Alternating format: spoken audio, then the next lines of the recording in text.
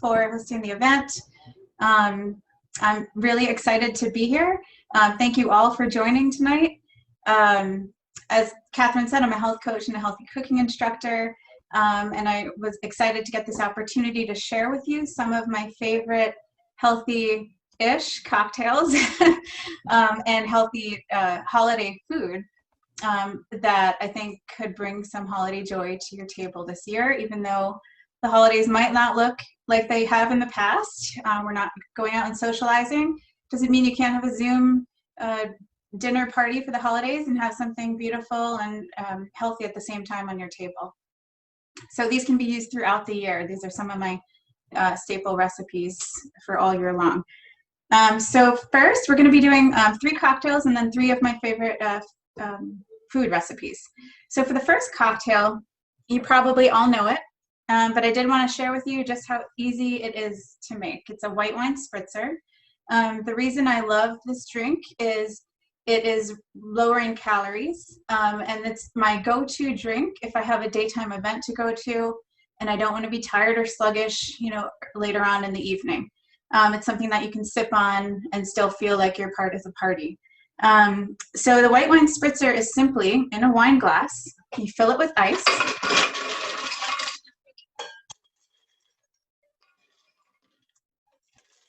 You add your white wine. So the main important part of this drink, do not splurge and use an expensive glass of wine or bottle of wine because you're diluting it with the club soda. So use an affordable wine, a Sauvignon Blanc, a Chardonnay, Pinot Grigio, anything that you would typically have in your house and want to use later on is fine. So I wouldn't dilute a nice bottle of wine. So this is a Sauvignon Blanc. It's something that I would typically drink. So you pour about 5 ounces. So it's still a standard pour into your wine glass. The reason that it's reduced calorie, it's still this amount of calories, like about 120 calories, but we're going to fill the glass with club soda. So it's going to last you a lot longer. So that's why the calories get reduced. So you can use whatever you have at home, Pellegrino, Perrier, a sparkling water. You can use club soda. I'm quarantined, so this is what the shopper brought me. It's a huge bottle. You can use this. I don't prefer to use a flavored sparkling water in mine just because I like to be able to taste the wine. But I know some people that like to use a lemon flavored sparkling water. So feel free to play with it and adjust it to taste. So all you do after you add your wine, then you add about 2 ounces of the club soda. The third ingredient, not necessary, but it does make it really pretty. I do add a twist. So this is a twisting device. I don't know what it's called, but if you don't have this, it's fine. I'll show you how to make a twist without this. But if you have this, it is really pretty. And all you do is you simply, and I do it over the glass, so it gets the essence of the lemon in the glass as you're twisting. And just very gently kind of peel around. You can go around as long as you want, but right about there. And then you can just twist it like this and make a little spiral. You could drop it right in or put it on the edge of the glass. And it's a nice, refreshing drink to enjoy all year long, not just at the holidays, but it is a really pretty and refreshing and lower calorie way to enjoy it. If you don't have this to make a twist, you can just take your piece of lemon. This is just one way. You can score it to the width of the twist you'd like. And then you just take the paring knife and you just go like this down the glass. And I would still do it over the glass because you want any of that spray to go in there. It tastes nice. And so here, this, and you can just gently twist it just like you did the other longer twist. And same thing, either put it on the edge or just put it right inside the glass. And that's the white wine spritzer. Very easy, very classic. The second drink is a Kir Royale. So Kir Royale is a classic French aperitif. My husband's from France, so when we go to visit his family in France, my family now, this is usually my go-to for an aperitif, either a Kir Royale or a Kir. And it's classic, it's simple, it's not too sweet, which is why I like it. So ours tonight, just to add a little holiday twist, we'll just add a fresh berry. So not necessary, but you can. So it looks really pretty if you drop a raspberry or a blackberry in your glass. So I'll just add the raspberry red for holidays in the bottom. And then you add about 1/3 of an ounce of cassis. And cassis is a liquor. It's made of black currants. So it's not overpoweringly sweet, just a little bit. And you just want to kind of add just a coat to the top of the raspberry in the glass. All the recipes too are on my website, and Catherine will share the link at the end, so you don't need to write notes if you don't want to. So the creme de cassis, and then we'll add a sparkling wine. Prosecco would work as well. So that's what makes it a Kir Royale. It's a Kir Royale, it has sparkling wine. If it's a Kir, it has white wine, and you would put it in a white wine glass. So that's the only difference there. And it's nice and light and refreshing. And here we go. This would be beautiful at any holiday party or any time of year. And it has, because we added that raspberry too, it's got that nice added layer of color.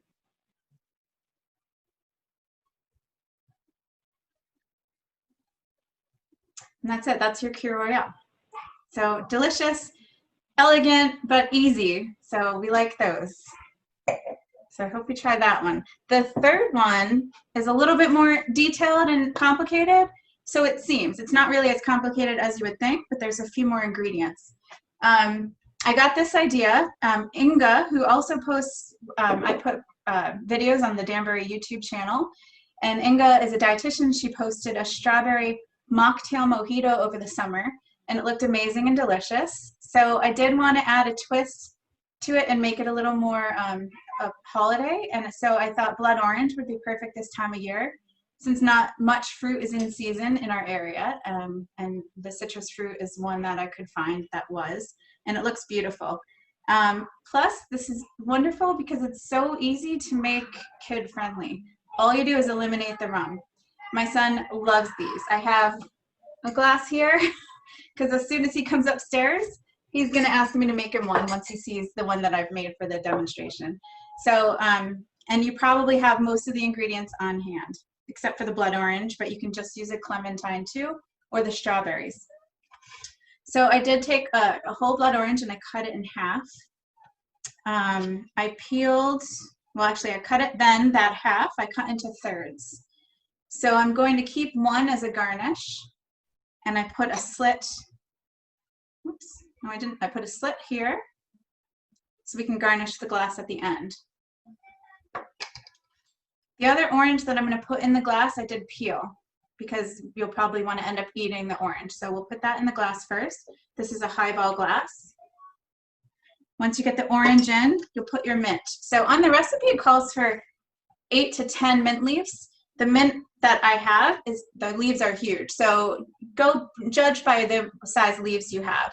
And any kind of mint will do. And this is a great reason to grow mint in your garden over the summer. So keep this recipe in mind in the spring when you're doing your herb shopping. So I have about 4 mint leaves here. No need to cut or chop them. You can just rip them into the glass like that.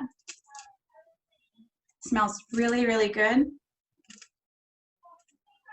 And then I have 2 lime wedges. So this is 1/4 of a lime. I've washed the lime really well, and I'm leaving the rind on because I'm not going to end up wanting to eat the lime. So that's why you can leave the rind on the lime. We're going to add a little sweetener.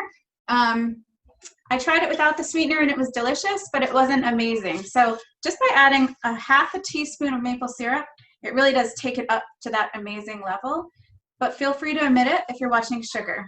This doesn't add much sugar content at all though. So we'll add a 1/2 teaspoon of maple syrup. You could also use honey, agave, or if you're going to use granulated sugar, use a 1/2 teaspoon or a 1/4 teaspoon instead of a 1/2 teaspoon. Add that in there. And then we're going to muddle it. Muddling means you're just simply pushing down and letting out all the flavors of the fruit. This is a muddler. If you don't have a muddler, completely fine. You can look around and find a kitchen appliance where the bottom looks like a muddler. This is an ice cream scoop. This would work. This is a pizza cutter, and this would work. So anything that you have in the house that has that flat bottom would work as a muddler. And all you're doing is breaking apart everything and really letting all those flavors out and develop and merge together. It already smells so good. The mint with the lime and the orange is amazing. So you just want to break it up enough. So here we have it there. Once you get everything muddled on the bottom, then you'll add your ice.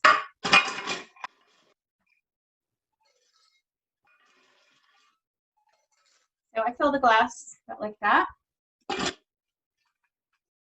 Then you'll add your rum. This also works really well with vodka, so whatever your preference is, don't feel like you have to stick to the recipe to a T. You add 1.5 to 2 ounces of your rum. And then you're going to fill it with your sparkling water. So this one is actually really good with a flavored sparkling water. So you want to get a club soda that's naturally flavored without the added sugar. You don't need it because you added your maple syrup, and we want to reduce the calories. So I top it off with a flavored one because it goes well. Any flavor. I've done lime. This is black cherry, grape, but it is delicious as well with the plain. So once you got that in there, top it off. And then I like to garnish it with the orange wedge. So this blood orange didn't come out as deep orange and red as the ones I've had in the past, but it's the one I got. So normally it's a nice, really bright blood orange color. So I would say if you're doing this for a party, maybe buy a couple blood oranges and cut into them to make sure that they're that deep purple. So I would garnish it with the orange and maybe a little mint sprig there, and it's delicious. So this here, let me see, I took a note on that. This here has 158 calories. It only has more calories because we added fruit. So the liquor calories is still the same. So the only extra calories that we've added is from the healthy fruit. So this cocktail, 158 calories. The mocktail, if you make it without the alcohol, it's 54 calories, which when you compare that with a soda or a juice, so say you want to give your children or your child this instead of a soda or a juice, this minus the alcohol, soda or juice is 100 to 110 calories. So that's 50% less calories. The sugar difference, the kid version would have 4.4 grams of sugar, and that's just from the fruit and the little bit of syrup. A soda or a juice, an 8-ounce glass, would have 26 to 28 grams of sugar. And just try it once for your kid because you'll see that they love it and they love the color. You put a fun straw in it, and it really does make it a fun alternative to the soda or juice. So that is the blood orange mojito. The straw. Oh, here's the straw. Jennifer, we have a question. Linda wants to know if you stir that drink before serving or leave it as is. Yeah, I would stir it before serving. And the straw looks pretty and it's great to stir it, but it's not easy to drink with the straw. So I would serve it like this, but then you do need to drink it out of the glass. But I would stir it just to incorporate all those flavors.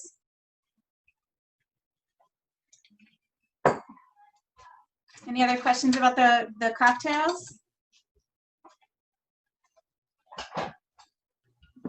Not so far. Okay. All right, so I'll go on to the food.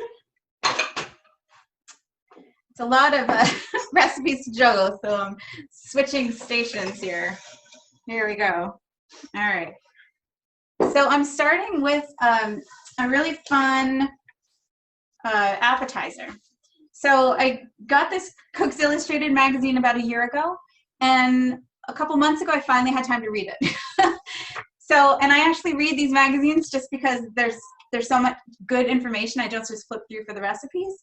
So I'm so mad at myself for taking so long to read it. So I was putting my sticky notes on everything the other day, or the other month, and then I found the shrimp cocktail recipe, and everything about it was amazing. It described it Mexican shrimp cocktail as gazpacho with avocado and shrimp, and all three my favorite things. So it was a no-brainer to make it. I had the shrimp in my freezer and I had everything else. So you might even have all these ingredients at your house, and I'm excited to share it with you. So this is also, I put this on my website with a link to the Cook's Illustrated because they give a lot of good tips and suggestions. So the first tip that they give, the shrimp. So they call for 1.5 pounds, but I only had a pound bag. So the best way to poach the shrimp is you just bring a pot of water to boil with salt. Once it boils, you add the shrimp, take it off the heat, cover it, and let it sit for 5 minutes. So it was a really easy way to cook the shrimp. So while that was happening, I was preparing the rest of the ingredients. So I love recipes that let you do things while something else is going on in the stove. And everything goes in one bowl. So that's also nice. It's not a lot to clean up. So I'm going to add the shrimp to the bowl. I did cut the shrimp up into pieces. So bite-sized pieces instead of the large shrimp. I tried it both ways, and this was the more well-received way at the house. I'll do this so you can see it. And then we're going to add everything right in here. So the recipe calls for an English cucumber. English cucumber for the reason that it has less seeds, it's less watery, so it does go well in recipes like this. So this is what an English cucumber looks like. It's just longer and skinnier. So the way I cut that,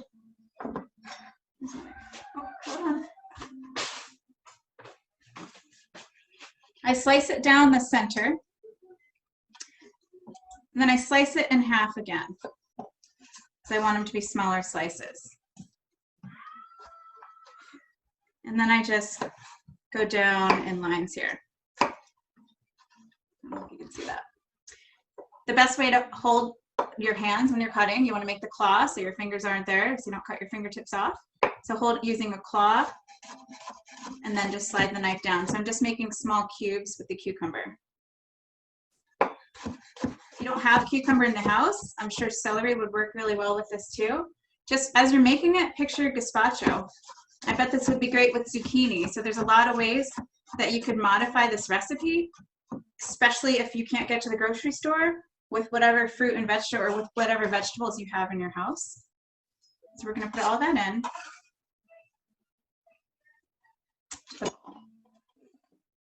And then next it calls for an onion. So this is a red onion. You can use any onion that you have in your house.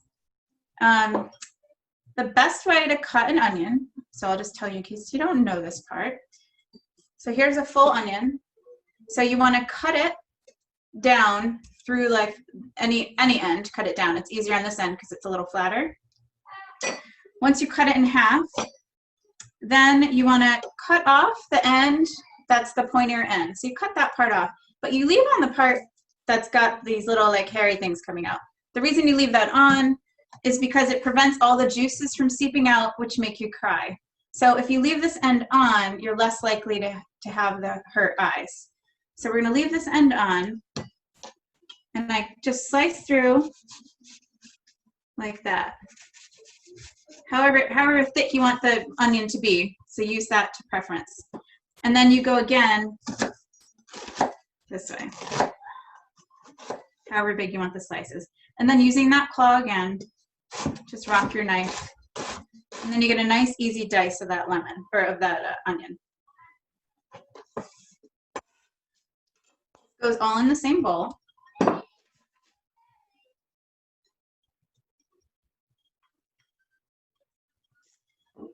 And then it calls for lime juice. So I have some squeezed lime. So it ends up being about 2 limes. It's 3 tablespoons of lime. And it gives it that great, like the lime and the cilantro really gives it that Mexican shrimp cocktail flavor. It smells really good. This would go great in tacos. It'd go great just as an appetizer with tortilla chips or crackers. I had it over a big bed of romaine the other day. It was so good like that. So we have the lime. Now I'm adding, it's a 1/4 cup of the cilantro, so 1/4 cup of the full leaves, and then I dice the cilantro leaves. This is the way I like to store cilantro. I've just heard from many people this is the best way, farmers included. Put it in a glass or container with water in the fridge, and then you cover it loosely with plastic. So you don't want to totally seal it, so I have a slit in the bag here. And this keeps it fresh for longer. So I do this with the mint also. Asparagus, same thing. When you buy it at the grocery store, it's in water. So if you store it in your fridge, standing up in water, it keeps it fresher longer. So that's the trick on cilantro. And then we have V8 juice. So if you're watching sodium, just buy a reduced sodium V8 juice. So now it's starting to resemble that gazpacho.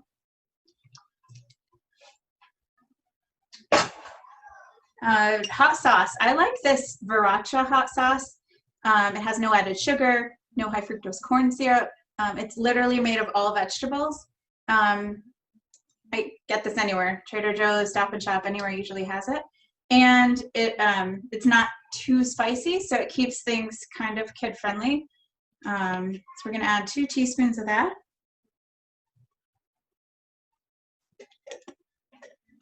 And this is the only thing I changed in the recipe. The Cook's Illustrated called for a 1/2 cup of ketchup.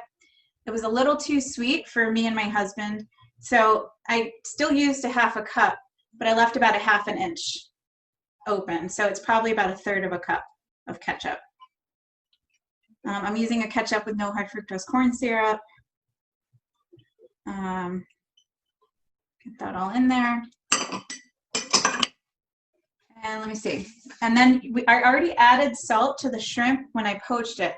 So I'm not going to add any salt until the end after we taste it. You can always add more salt. You can't take any out once you add it. So it's one of the seasonings, just adjust as you go. Anything like this that you make at home, you know, keep notes, keep your piece of paper and a pencil and ask your family how they liked it after. Make changes for the next time you make it. All of these are adjustable to your family's taste. It's not like baking, so you can absolutely change any of this. All right, once we get everything in here, we're going to add last a whole avocado. So I just take the avocado, put it on the cutting board, slice it around the center, and just twist it and it comes apart. And then to get the pit out, put it on the cutting board. It's tempting to hold it in your hand. I've done it before, but it's the #1 way to cut yourself. So put it on the cutting board and then just get the pit out like that. Of course, this one's stuck. Or you can just go like this if it gets stuck. And then I just make slits like that and then across. So I'm making cubes with the avocado. And same thing for the other half. So like 4 lines down. And same thing down across. And just using a spoon, then all you're going to do is scoop it out. And it comes out as the little chunks that you've just cut. It's like big cubes. The lime juice that we put in the bowl is going to keep the avocado green. So if you don't have this all in the same day, the next day the lime or the avocado will still be green. So that's really nice when you're using citrus and lime together. So don't feel like you need to add it per bowl. Once you get that in, give it a stir. And it's really beautiful. The red and the green with the tomato and the avocado looks so pretty together. And that's it. I would serve that in a bowl.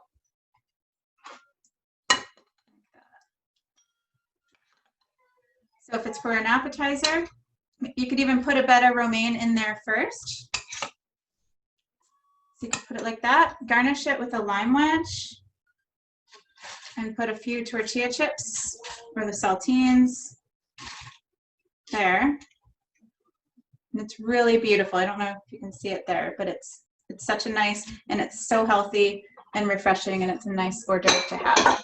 Or lunch. We've had it for lunch. So that is the Mexican shrimp cocktail. The second thing I'd like to show you is something I've been making for years. So 2001, I had my first long full-time waitressing job at a fancy restaurant, and haricot vert was the main side dish that we would serve with almost all of our entrees. And it was the #1 mispronounced thing on the menu. So we all, as employees, would laugh at the mispronunciation. So we'd get haricot vert and haricot vert. And so haricot vert is a French green bean. They are thinner than a regular green bean. So I don't know if you can see the thinness. So I prefer these just because maybe it's because they have a sentimental personal history with me. And then I married a French man and ended up working in a French bistro. So these have been a part of my life for all those years. Any green bean will work. So you can find the French green beans at your grocery store. So I suggest trying them if you haven't tried them before, because they do go really well with the shallots and olive oil. But if not, use any green bean, especially if it's in the summer and the fresh beans are in season at the market. Use whatever you have. So the restaurant way to make these, which I love that I've learned this, and I'm happy to pass it along. So all you do, and they look so fancy on the table, but they're so easy. You fill a saucepan. You don't want to fill it because you just want to steam them. So I have about 1 inch maybe of water in here. And then you add your beans. Bring them to a boil and then add your beans.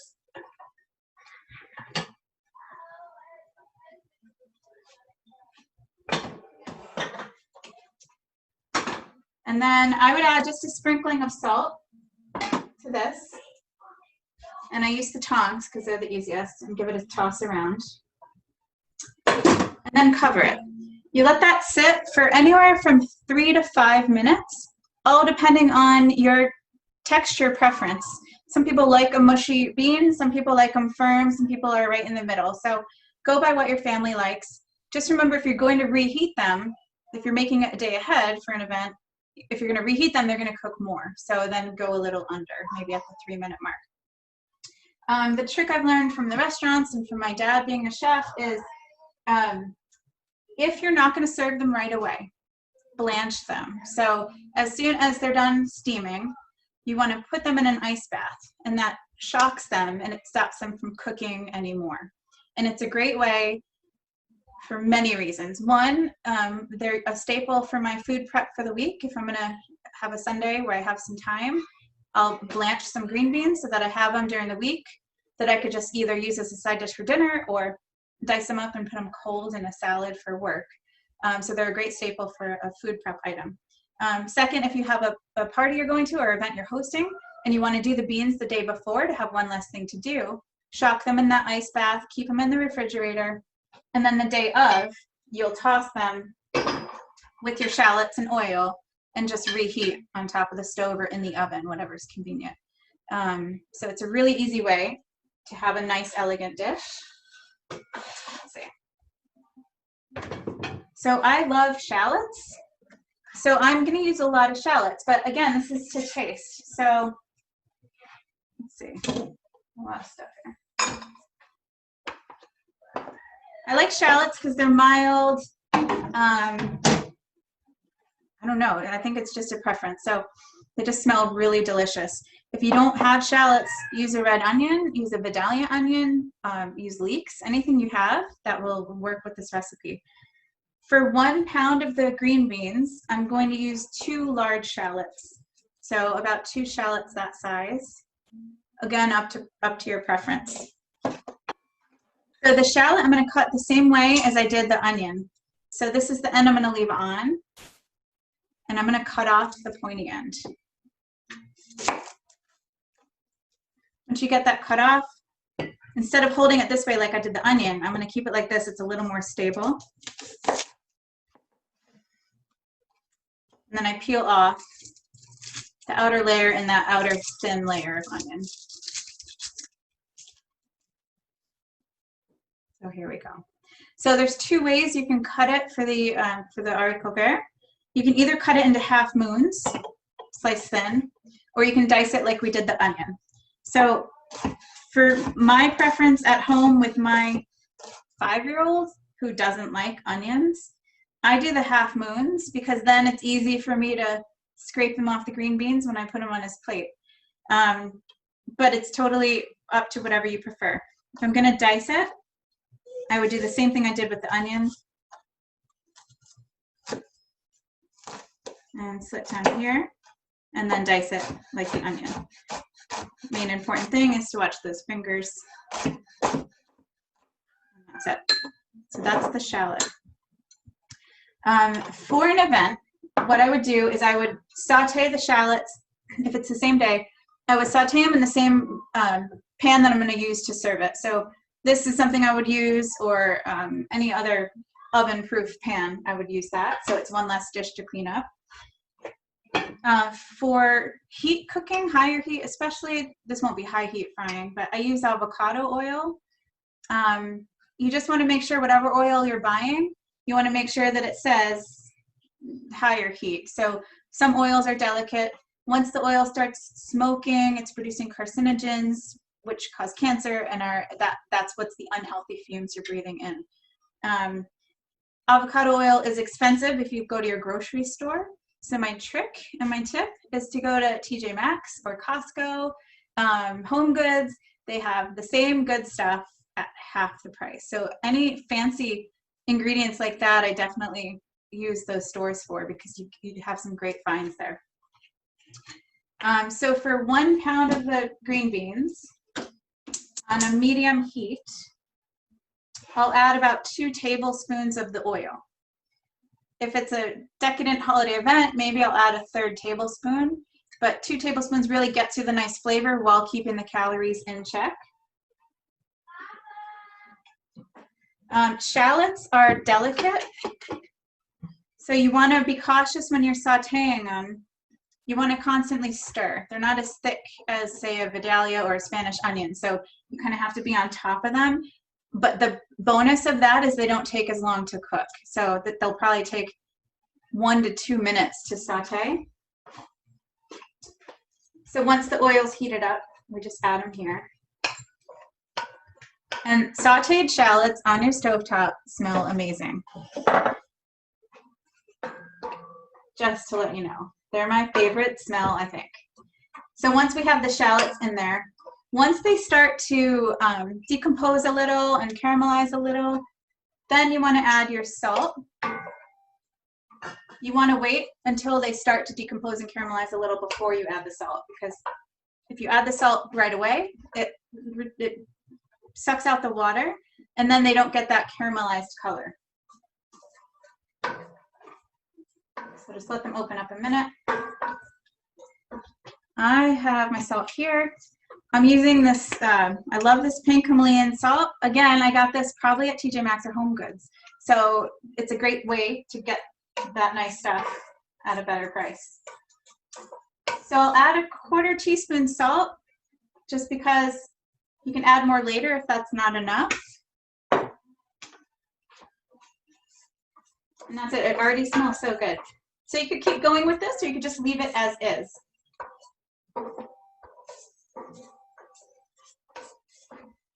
So I'll show you here. And that's the sauteed shallots. Once that's finished, then you incorporate the beans.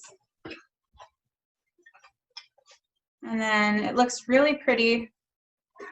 So I would double it. If I was having people over, I would do 1 pound for the 3 of us to last for 2.5 meals, probably 2 dinners. So if you're having people over, I would do 2 pounds of the haricot vert or any green beans, and then double everything else that you just saw. But they're pretty, they taste delicious, and they're a great thing to do ahead of time to save you time down the long road.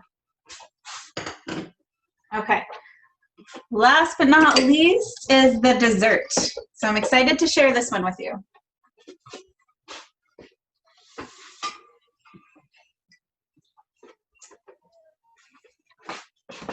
Everybody loves dessert, not everyone loves the calories, right?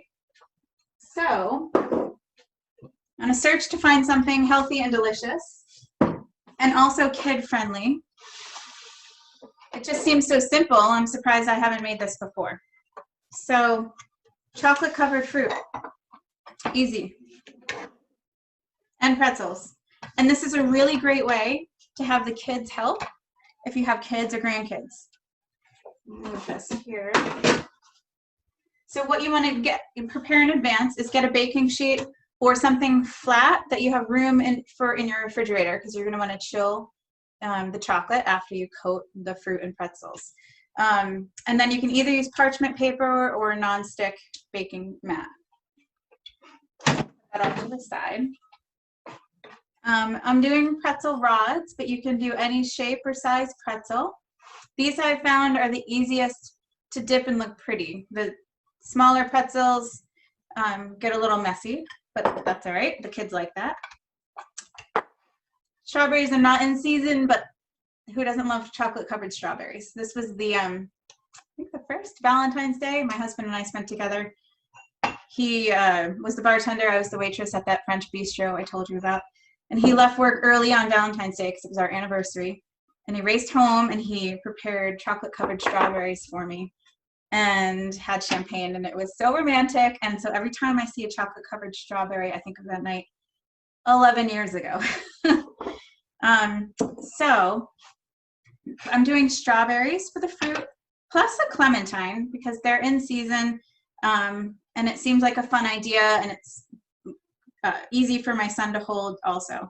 And then also a banana. I wanted to show you how to do the banana. So I'll start with that. Let me take this out. Hopefully this worked. I had to keep the chocolate melted. There we go. So for the banana, I'm going to cut it. I'm going to peel it and then cut it in half.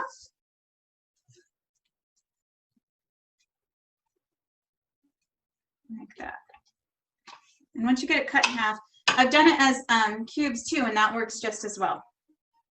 So you can either stick a toothpick at the end of it, or you can hold it at the end, and you're probably going to coat it about 3/4 of the way up.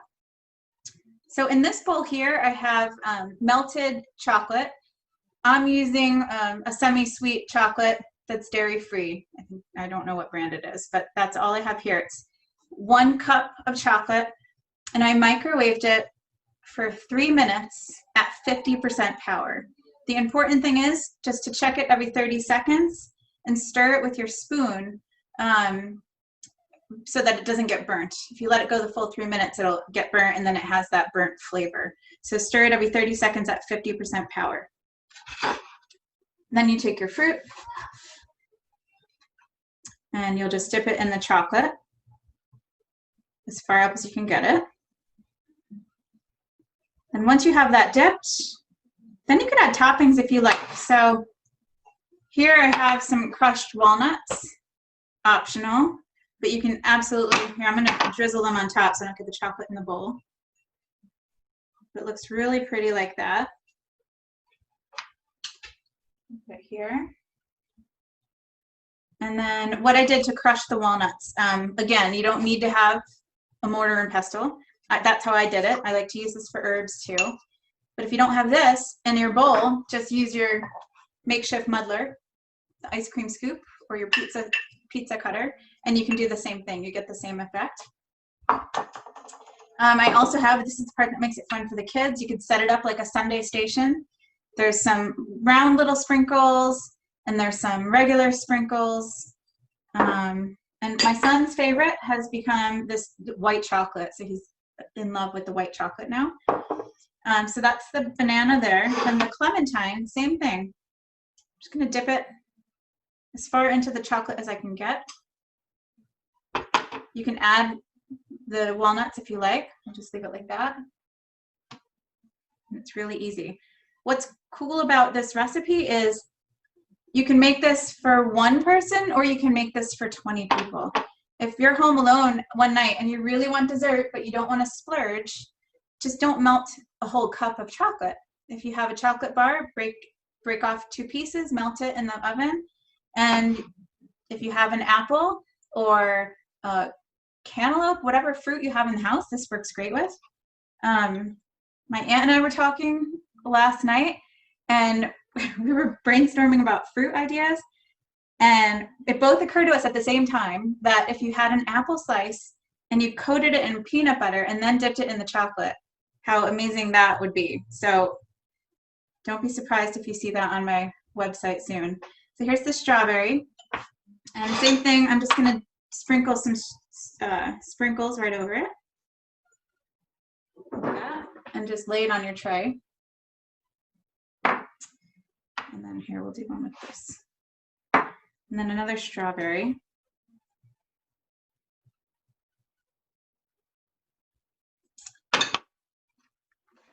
So for the white chocolate, you would take the strawberry like that. And then you would dip a spoon into the white chocolate. Just get some on there, and then you just drizzle it. And it looks really fancy, but it's so easy. And that just takes it up just a little notch if you do it that way. And then the pretzels are kind of the most fun because you can get more creative because you have more space with them. So we don't have a deep dish, like I don't have one here that's deep. What you can do is just take a spoon and drizzle the chocolate over it. And it goes really well with the pretzel and the salt. This would also make a really great holiday gift if you have a family member or friend who appreciates the homemade gifts. So once you get your chocolate on there, then you can take your sprinkles, drizzle them on top, and they just look really pretty. And here, I'll show you one with the walnuts. One more.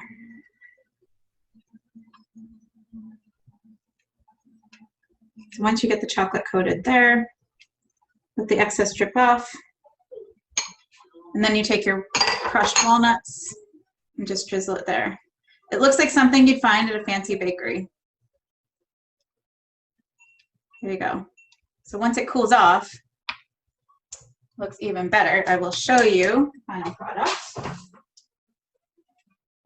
Here's these. So this looks so pretty and so elegant. This is great for just your family, or if you're having friends or family over. This would look great on your Zoom virtual holiday event table. So I definitely, please try this out because it's such a healthy way to have dessert without feeling guilty all year round. And I would play around with fruits. You know, in the summer, try pineapple, cantaloupe, any fruit you have in mind. Cherries would be delicious, dipped in chocolate. So have fun and get creative, and let me know what you end up trying and what you end up liking and not liking, because I'd love to hear.